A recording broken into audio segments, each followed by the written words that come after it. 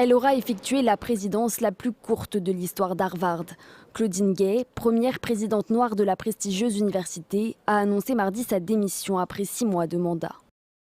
Il est devenu clair qu'il est dans le meilleur intérêt de Harvard que je démissionne, afin que notre communauté puisse traverser cette période de défis extraordinaires en se concentrant sur l'institution plutôt que sur un individu quel qu'il soit.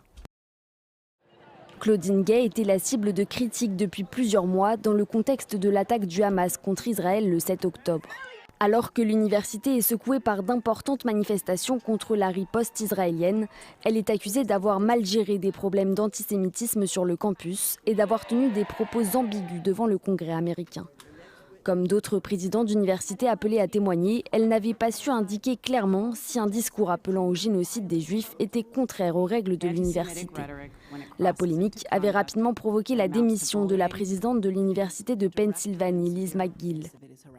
Claudine Gay, elle, avait initialement été soutenue par le conseil d'administration de Harvard.